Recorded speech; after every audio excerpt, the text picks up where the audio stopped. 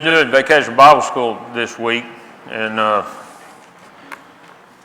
almost don't know how to start without singing "Rise and Shine" first. So, so everybody stand up. No. Yeah. Hope everybody's doing well. We're glad to have our some visitors with us tonight. We're in Genesis 6 through 9, the second lesson on Noah and the flood, lesson number 5. So. If you haven't already turned there, please do so. Several of you asked about workbooks. There are extra workbooks back there. We had 12 orders. There are 15, and I've lost the pattern now, and so that's it. Okay. But at any rate, lesson number 5 tonight. I hope everybody's doing well. It's good to see you. Kenneth, would you lead us in a prayer before we get started?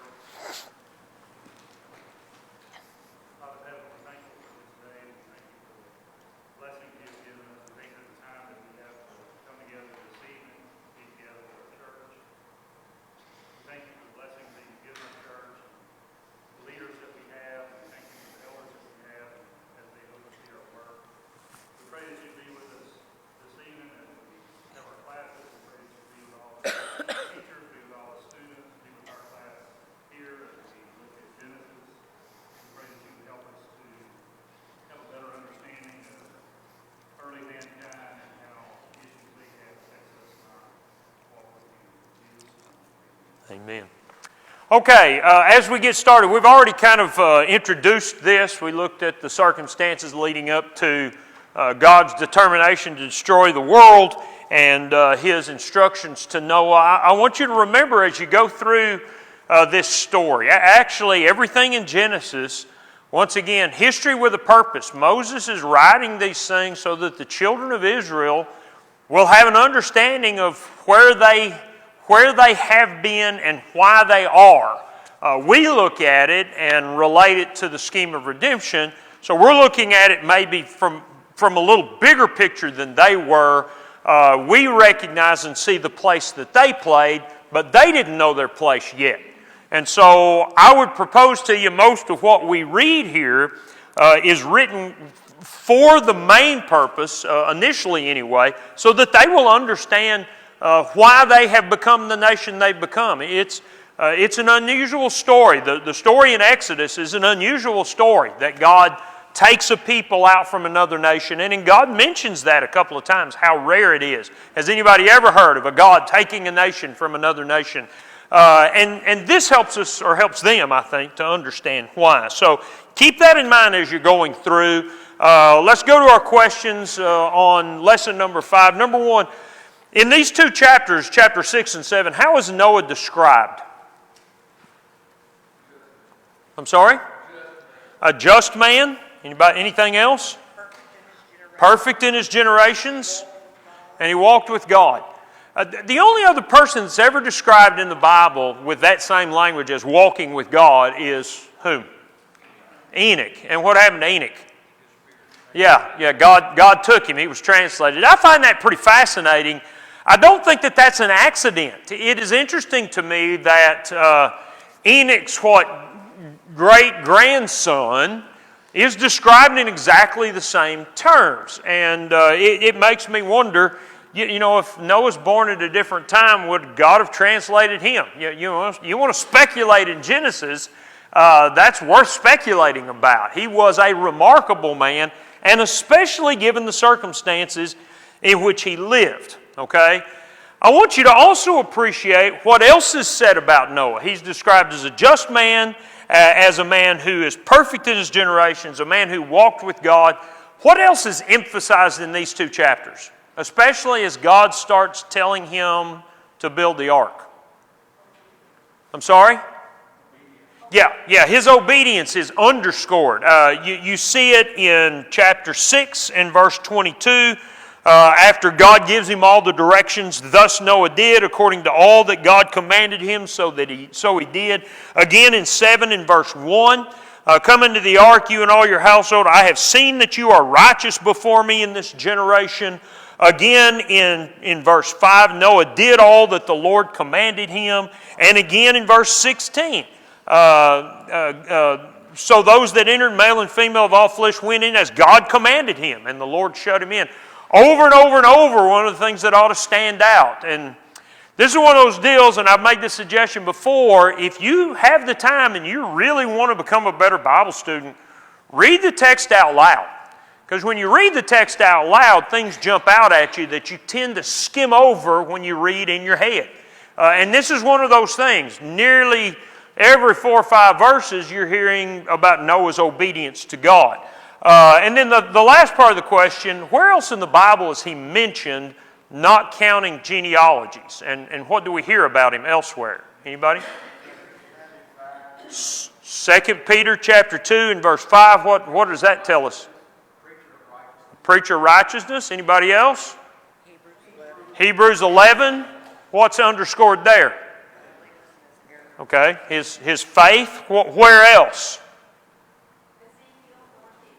Okay, one of the more interesting references to Noah is in Ezekiel chapter 14. And remember, Ezekiel's writing to people that are in captivity in Babylon, and God's addressing the certainty of his judgment upon them. And he says, even if Noah and Daniel and who was the other one? Yeah, I'm losing it. Somebody flip over there right quick. Job. Even if Job or Noah or Daniel were here, I would only save them. I wouldn't save anybody else. And he mentions that twice. And so it's a kind of an interesting reference there in Ezekiel chapter 14. Anybody else? There's one other reference that we've not mentioned. Actually, there's 2. One of them is just kind of a side reference. One other, though, makes a point about Noah. Anybody? Okay, that's the kind of just reference to him and the flood. But the other one, anybody? Yeah, but that's where we are. Okay, I'm talking about where else in the Bible. Okay, 1 Peter chapter 3, where we have the flood and God saving Noah mentioned as an antitype of baptism. And kind of file that away. I want to make mention of that again here in just a few minutes. And so God makes reference to Noah a number of times throughout the Scriptures, in the New Testament fairly prominently in regards to his faith and his righteousness. Okay, number 2, what 2 actions are attributed to God in this section? Chapter 7, verses 13 through 24.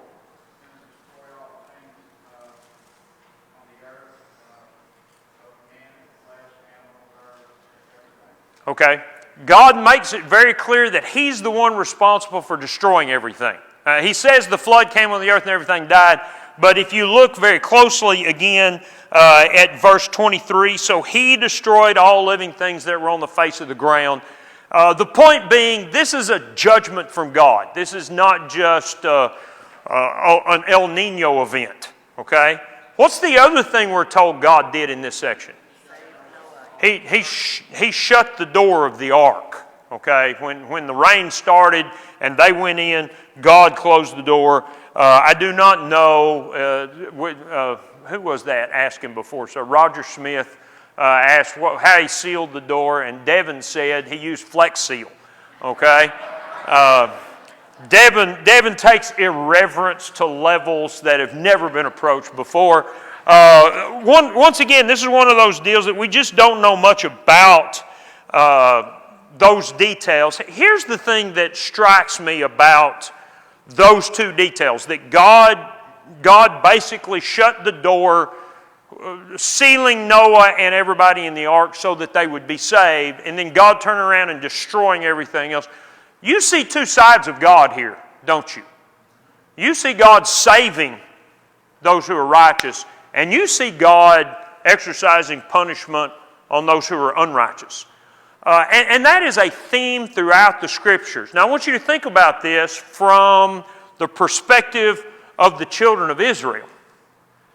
They've just come out of where? When Moses is writing this, where have they been? Egypt. They've been in Egypt for how long? 400 years. They've been captive in Egypt. Slavery is ingrained in these people. Okay? They don't see themselves as, independent rebels that can rise up and take on the Egyptians. Slavery is ingrained in these people. And it is a mighty hand that God uses to lead them out. And God's helping them to understand He's the one that saved them. But what else do they have to consider? Well, God's got a law that He's about to give them. God's got a function that they are supposed to play in His scheme. God's got a covenant that He's going to make with conditions attached to it. And so not only did they learn about God's salvation, when they look back at the flood, what else do they learn? They learn about God's judgment. And I want you to, again, keep appreciating these things from the impact it would have on the children of Israel. They are seeing this over and over, and they've already seen the power of God in the plagues, but those were limited to Egypt. Here's an event that you couldn't get away from. You get out of Egypt, run off to Mount Sinai. Mount Sinai's underwater too. And so what kind of impact that would have on these people, I think, is an aspect of Genesis that we don't stop and appreciate. Dennis? Yeah. Approval of obedience. Noah obeyed. And so God put them in, locked them in, protected them. So He protects those who obey Him for the Hebrew nation as well as today. Sure. Rendered obedience to God. Yeah, and it's easy for us to see that. We have the entire Bible record. They didn't have that yet. Okay, this is being written down for the first time. And once again, unless you stop and think about Genesis and Exodus, Genesis, I guess, from that perspective, I think you miss out on maybe some of the reasons that God tells us what He tells us. I mean, the flood account's pretty long when you consider that there's only 11 chapters in Genesis that go from creation to Abraham. Okay? And yet the flood account takes, 6, 7, 8, nearly 4 chapters. Okay? You could say half of that is all about the flood. Why? These people needed to understand who they're dealing with, the God that is saving them. Okay, number 3, and I've got some reasons for asking these questions other than the fact that they're just in the text. How deep was the water in the flood, and how long did the water stand before beginning to decrease? So, how deep? Okay, 15 cubits upward over the highest mountains. Okay, 15 cubits is 22 to 23 feet by most calculations. There's an interesting theory that I ran across reading after several commenters that one theory is that that's basically, 15 cubits is basically the draw of the ark. That's how deep it would sit in the water once it was fully loaded. And that's the way that they could measure how much above. Of course, if God's telling Moses, then that's the way you knew how deep it was. But that does come into play a little bit later. So 22 to 23 feet over the highest hills and the highest mountains. And then the second part of it was how long, I've turned my page. How long did the water stand before beginning to subside? 5 months, essentially. Roughly 5 months. I think probably we're looking at 30-day months, okay, is the way that this is being calculated. Let me offer this in regards to why all that makes a difference. I have heard people try to make the argument that the flood in Genesis was a local event, was a localized event, okay? And indeed, you can see some pretty significant floods that are local. I mean, we've seen that here. You know, who would have believed that between Beaumont and Lumberton, the only thing that was standing above the water were the tops of the overpasses, which would be probably somewhere in the vicinity. What's a typical overpass? 12-foot clearance, 15-foot clearance, something like that? Huh? 15, 16. Yeah, at the bottom. And so you add a few more feet. So, you know, we're not looking at a huge difference between the flood waters and the flood. But the problem is that's from sea level up. If the highest hills were covered by 22 or 23 feet of water, I have a hard time seeing how that could have been a localized event. Okay, especially when you consider that Mount Ararat, where the ark is going to come to rest, tops out roughly at 16,000 feet. Okay? And so, this theory that the flood in Genesis was localized, I think part of the reason we're told about the depth of the water is because that makes it just impossible that it could have been a localized event. That'd be like saying, oh, well, on the news today, there was a flood in Nepal and Mount Everest was covered with water by 22 feet. If Mount Everest is underwater, folks, chances are we are too. Okay? And that's the point. All right? Number 4, when did the ark stop drifting? Where did it come to rest? And what's unusual about chapter 8, verses 4 and 5? So, came to rest when? Okay. Exactly 5 months from the day the rain began. Chapter 7 and verse 11, if you go back and look at it all. And it comes to rest where? Okay, the mountains of Ararat. Now, we don't know if it's in the tallest mountain, if it's in one of the minor mountains. But once again, the tallest mountain in Ararat, as I understand, is just over 16,000 feet. Here's, to me, the point of interest. The unusual thing in chapter 8, 4, and 5. Well, let me ask you, did any of you effort an answer there? So you get a glimpse of how weird my mind works. Here's what I find interesting about that. It's another 2.5 months before Noah is even able to see the tops of the mountains. Okay, the ark comes to rest, and this is part of the reason some people think that the 15 cubits is the draw of the ark, because it comes to rest and yet they can't see anything. Okay, it's 2.5 months before Noah is able to see the tops of the mountains. If you put those two things together, then this tells you essentially how slowly the water started receding. That it took 2.5 months for the water level to drop 22 to 23 feet. That's a long time. And I think there's a reason for that too. I mean, where does the water go? You know, we look at our flood, and where's the water going to go? Once it starts receding, where's it going? It's all going to the Gulf. But if everything's full, where's the water going? And to me, that lends credibility to the story. It's all very fascinating to me. I don't think God's just, giving us Trivial Pursuit questions here when he gives us these details. Number 5, what sign indicated to Noah that it was safe to leave the ark? How long had he and his family lived there, and why are these time indicators important to the story? So, first of all, what sign indicated to Noah it was safe to leave the ark?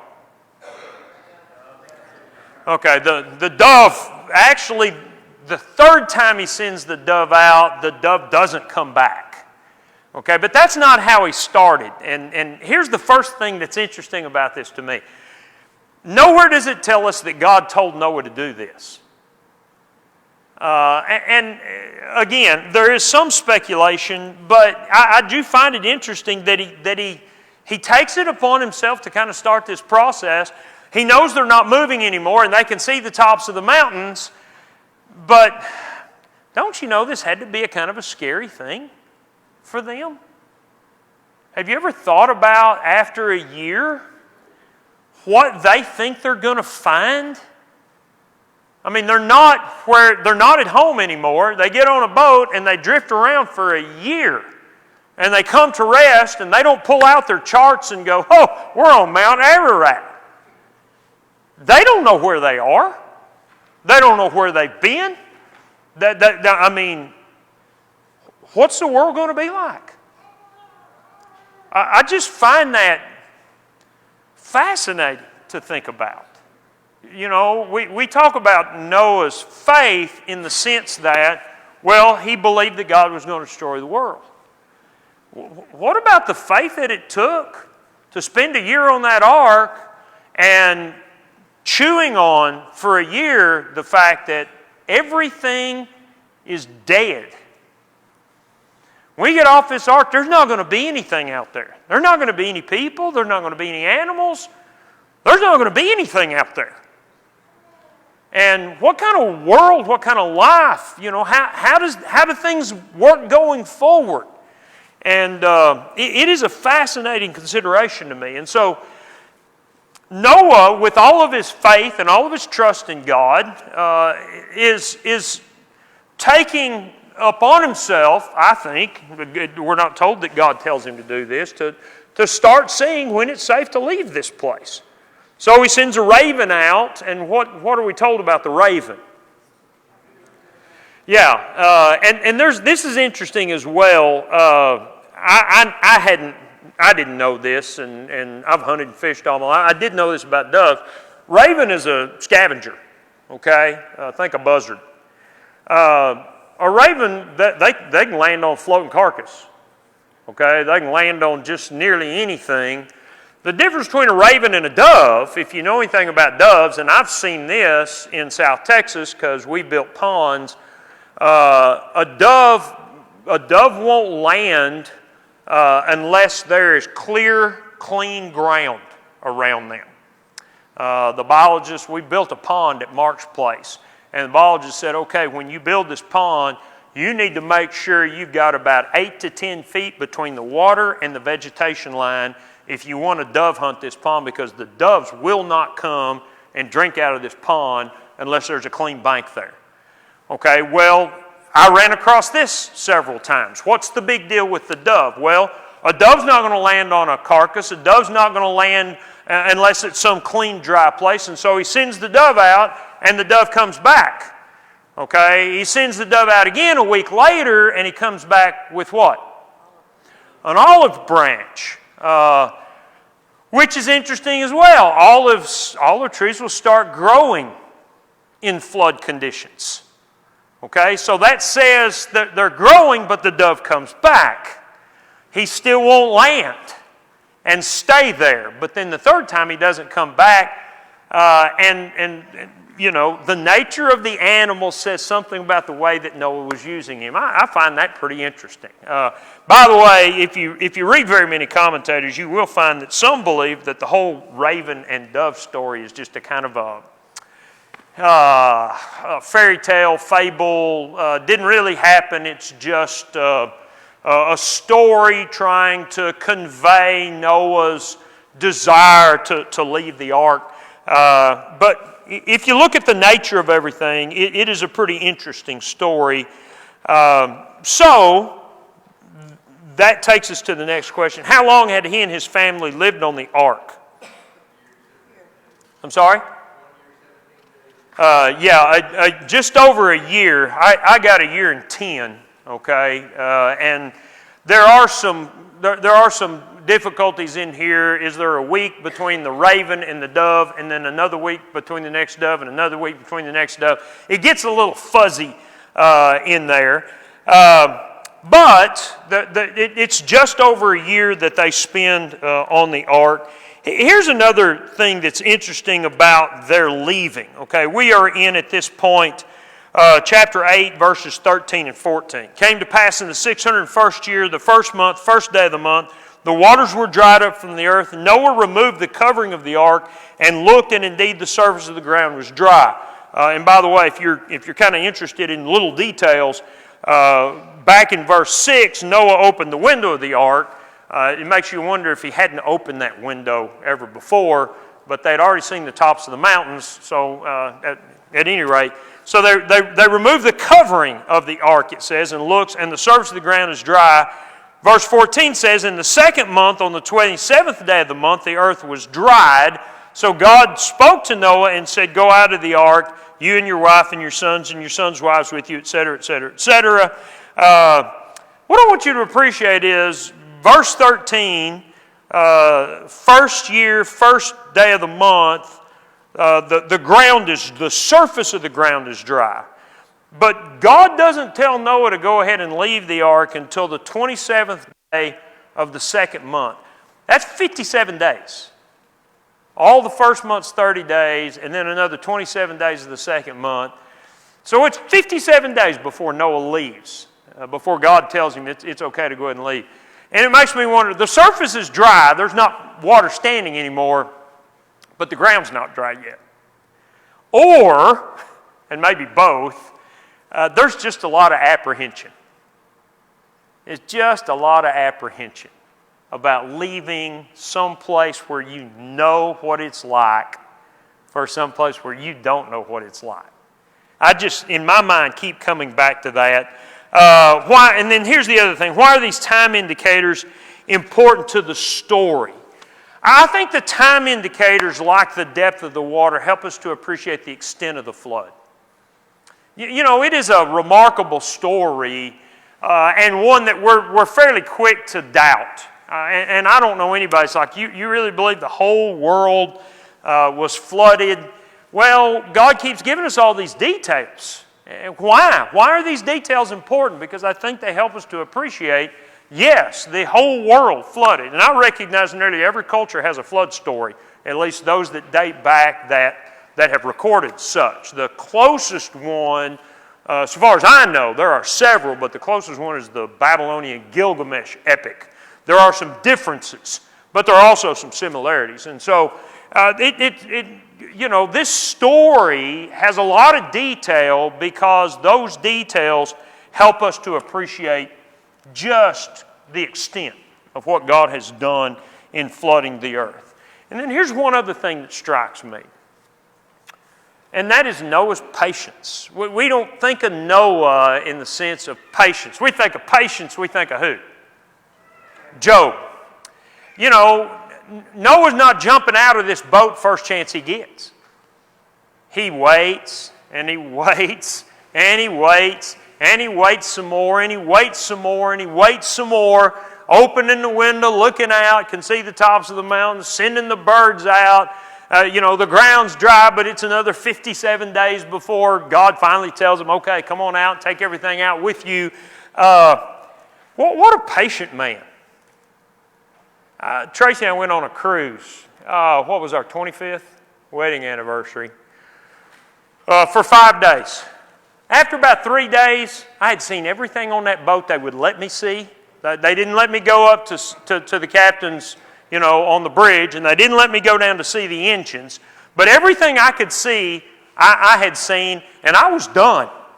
Okay, I was done. I had no desire to sit out on the deck and read a book for the next 3 days. I was done. A year.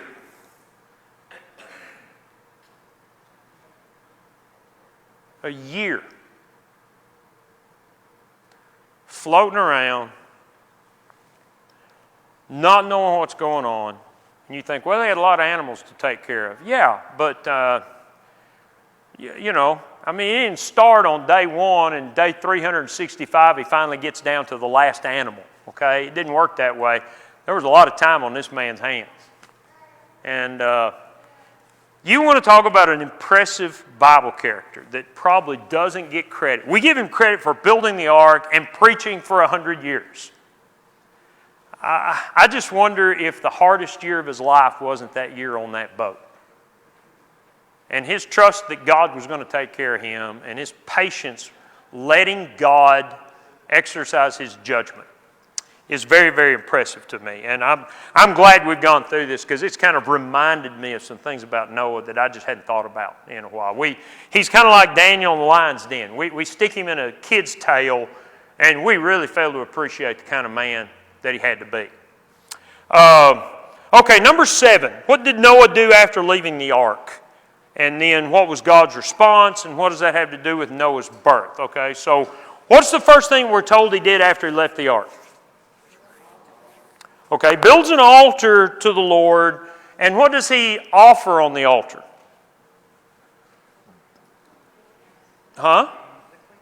He takes of every clean animal and of every clean bird and offers burnt offerings. Okay, now we don't know why. There's not a command here that I'm reminded of that God told him to offer these offerings. 2 things that I think are likely that probably ought to think about. I'm not sure that God has told them anything about sin offerings at this time, of atonement. There's no record of that whatsoever. That's a big leap. But it would be very natural for them to offer offerings of gratitude. I'm inclined to think that that's probably the kind of offerings that you see in these first few chapters of Genesis, Cain and Abel and Noah. I don't know that, but it is a reasonable thing, okay? And it's very likely a holdover. A holdover from the offerings that men were making before the flood. And Noah has much more reason now to offer an offering than he ever has, that God's delivered him from his judgment. So what he does is he builds an offering, builds an altar, and he offers these clean animals. That's interesting as well, because the distinction between clean and unclean, we always tend to connect to the children of Israel and the law of Moses. God does offer some differences. They can't eat unclean animals under the law of Moses. That's not a regulation that you find with Noah, but he does only offer the clean animals. So there has to be some instruction there, somehow or the other. And then, what's God's response to Noah's offering?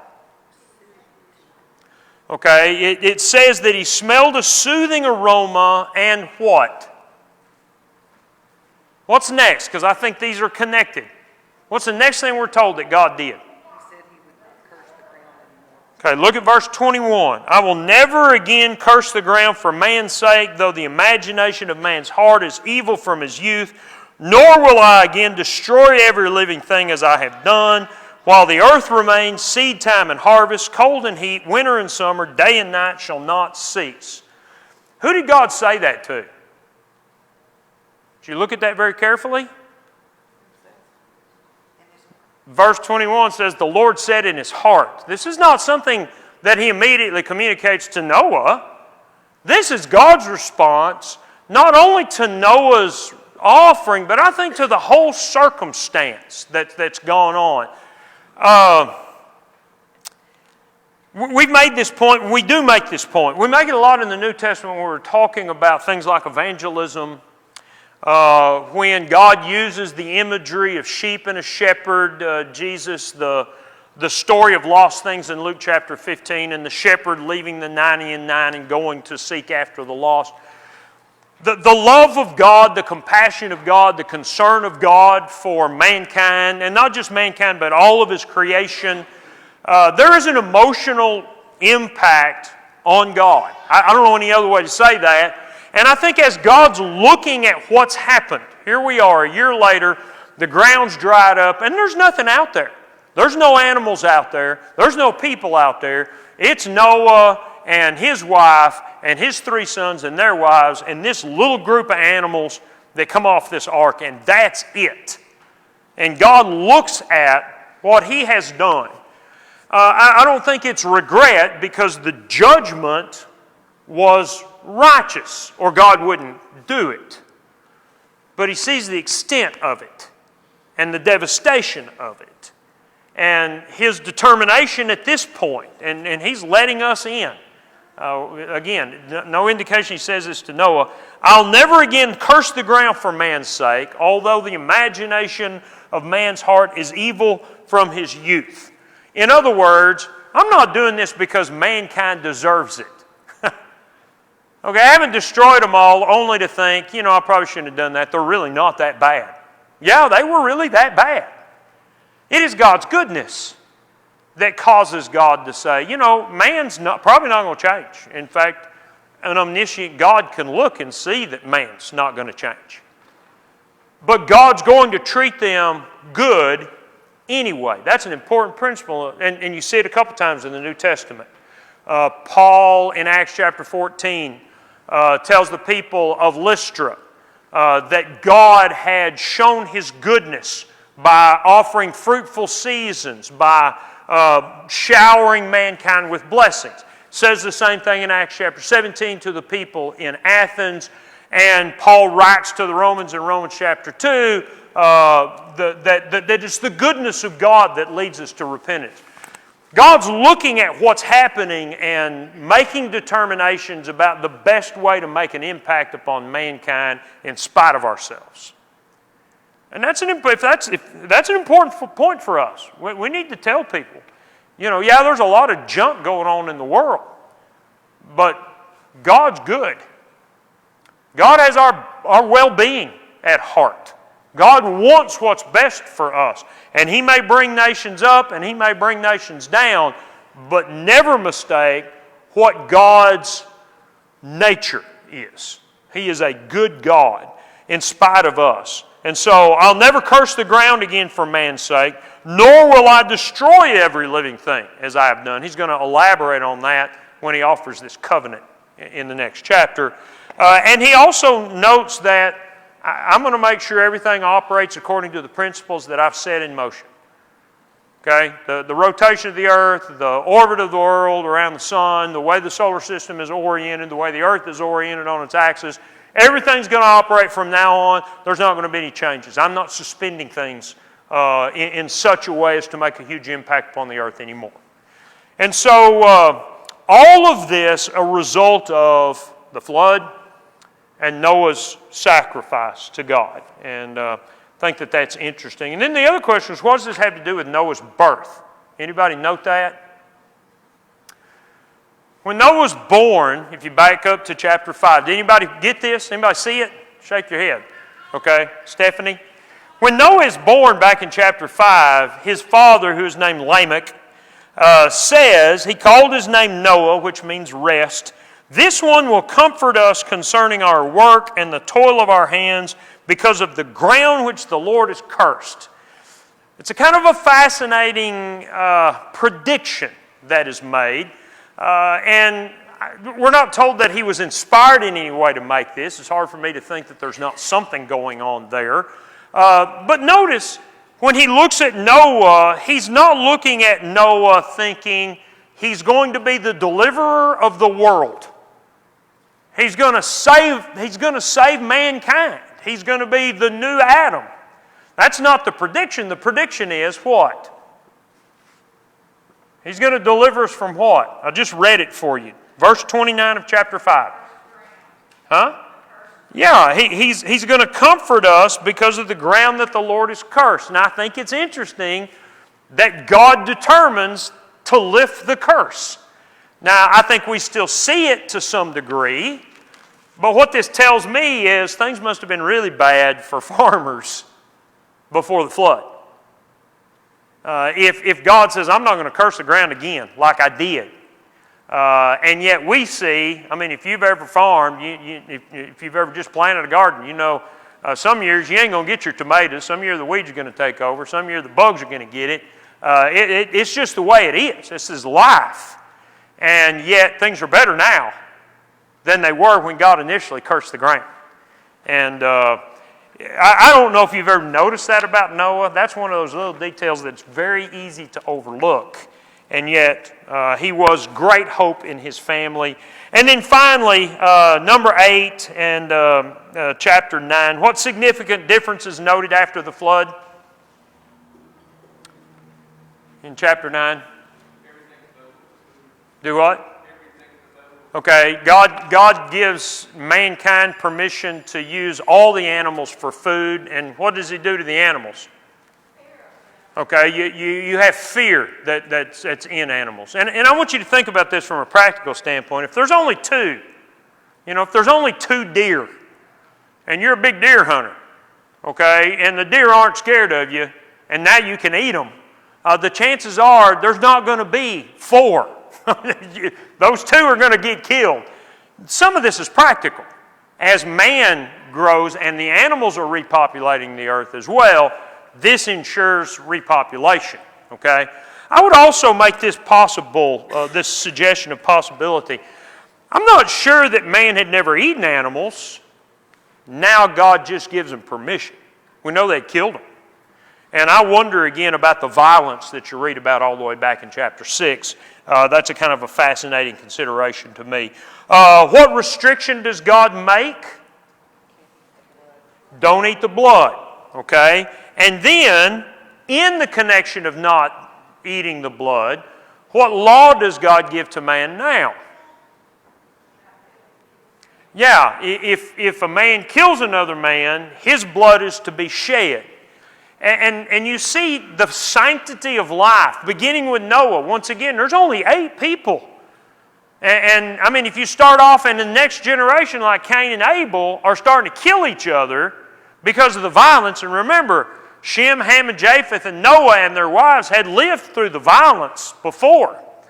And if that starts again, then it's going to be hard to replenish the earth. And so there's limitations placed upon this. Interestingly enough, neither Cain nor Lamech in Genesis 4 are placed under what we would call the punishment of capital punishment. And yet you see that at this point. And so the sanctity of life is very much underscored. And then finally, verse 9, what covenant does God make with Noah? In chapter 9, huh? Never destroy the world with water, and what sign is given? A rainbow. Did you notice that God says, I will put my rainbow in the cloud. It will be a sign of the covenant between me and the earth. It shall be when I bring a cloud over the earth, the rainbow will be seen in the cloud. I will remember my covenant which is between me and you. Verse 16, the rainbow will be in the cloud, and I will look on it to remember the everlasting covenant. God says, when I see the rainbow, I'll remember the promise. That's interesting. I don't think an omniscient God needs to be reminded of His promises, but I do think He wants us to know that I'll never forget this sign. We can debate later whether there'd been rain and clouds and rainbows before this point in time, but God says this is going to be the sign. And then the last question that I'd asked was, what were the conditions attached to the covenant? And if you go back to before the flood in chapter 6, it looks to me that God tells him, I want you to build this ark, and then I'm going to make a covenant with you. Okay? So I would propose that the building of the ark were the conditions of the covenant. All right?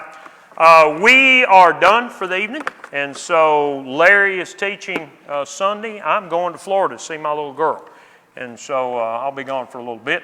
And appreciate your participation. If you didn't get your book, make sure you get them.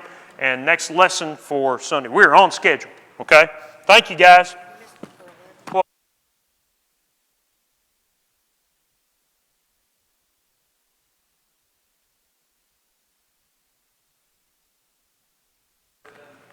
Yeah, for the children of Israel, when Noah is exposed in his tent and Ham, his son, sees his nakedness, whether there's anything more there or not, I do not know. I think that's very possible. It says when Noah knew what Ham had done to him.